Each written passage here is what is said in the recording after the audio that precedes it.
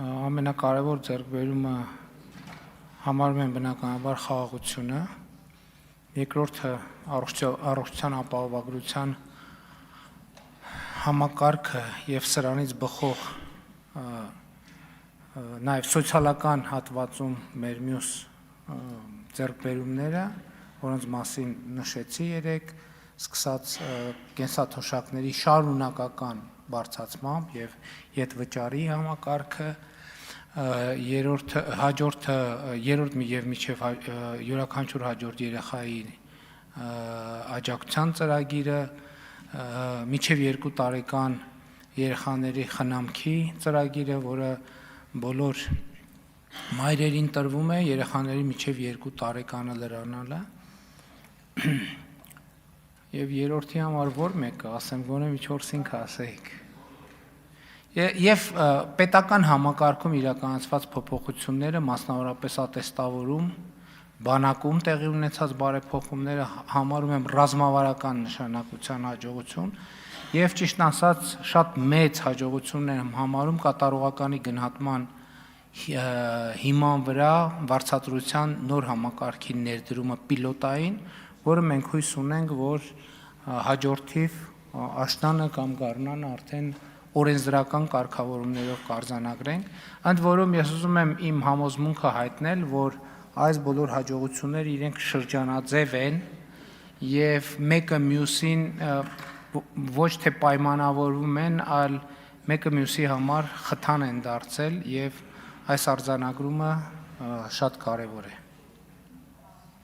Համեցեք պարոն Վագրատյան, Արզուբյան։ Շնորհակալություն պատասխանի համար, պարոն վարչապետ, եւ մի կարևոր հարց, որը իսկապես ես ինքս շատ եմ մտածել այդ մասին, որ համակարգերն են, որ մեր իշխանության ժամանակահատվածում մեր բարեփոխումները այլևս դարձել են անշրջելի, այսինքն անկախ քաղաքական իշխանությունից այդ համակարգերը կայացել են այնպես, որ մեր պետականության համար միշտ ծառայելու են, այնքան իհարկե փոփոխություններ միշտ լինելու են, բայց այս պահին այլևս փոփոխությունները բերել են անշրջելի իրավիճակի, որ ոլորտներում։ Ես կարծում եմ մասնավորապես կրթության ոլորտում մենք այդպիսի փոփոխություններ անել, բանակի ոլորտում մենք այդպիսի փոփոխություններ անել եւ նաեւ շինարարության ոլորտում մենք այդպիսի փոփոխություններ արել, որովհետեւ ստանդարտները պետական բյուջեի եկամուտների հավաքագրման ոլորտում մենք արել փոփոխություններ, բայց որ լավ շրջողը լինի, միշտ էլ կարելի է շրջել։ Այսինքն տենց ըստ էության տենց բան չկա, որ ցանկացած կառուցած բան 5 րոպեում կարելի է քարուքանդ անել։ Բայց ես բաց թողեցի, թե ինչն է, որ մենք մեծ հաջողություններ չունենք եւ որի վրա պետք է կենտրոնանալ։ Երկու բան կնշեմ՝ ջրային ոլորտը եւ արդարադատության ոլորտը, որտեղ երկու տեղերում մենք մեծ խնդիրներ ունենք եւ այդ խնդիրները կուտակված են, այդ խնդիրը չեն լուծվում։ Ես գիտեք ինչ, անկեղծ ասած կարծում եմ, որ դատական համակարգի խնդիրների մի զգալի մասը հնարավոր չի լինելու իրականացնել առանց նոր համազգացության ընդունման, որովհետեւ այդ իներցիայով տեղապտույտի վիճակը անընդհատ շարունակվելու է եւ սահմանադրական կարգավորումներ են պետք, որպեսզի այդ շատ,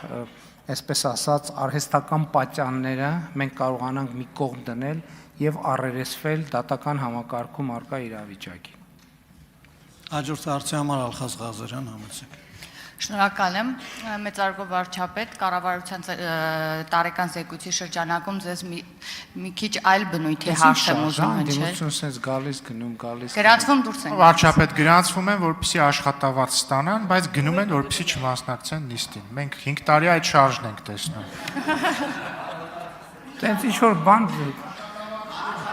ոնց որ պատտվիր կյանքի կարուսել երգը ունի։ Սենց տեից մտնում են դուրս են գալիս, մտնում են դուրս են գալիս, հա։ Ես նաև մեզ հետևող հանրությանը չեն կարա գրանցվեն, գալիս են իրանց։ Ես մեզ հետևող հանրությանը էլ տեղեկացնեմ, որ падգամավորները երբ որ չեն գրանցվում, աշխատավարձից այդ նիստի համար զրկվում են եւ իր հարգարժան ընդդիմադիրները գրանցվում են, որպեսզի չզրկվեն աշխատավարձից եւ զրկվում են։ Այո, իհարկե։ Շնորհակալություն։ Դե ճիշտ են ամ, ժողովուրդ ջան, եկեք գրանցվեք, եկեք գրանցվեք։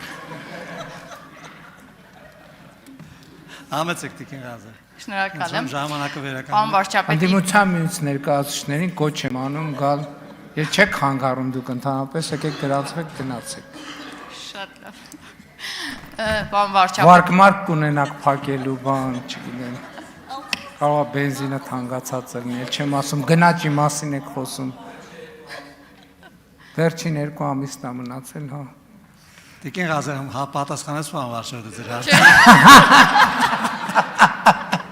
Ուրեմն խնդրեմ հարցը։ Համեցեք կներեք դիքին ասա։ շնորհակալ եմ։ Ոգեշնչված եմ ուղղակի։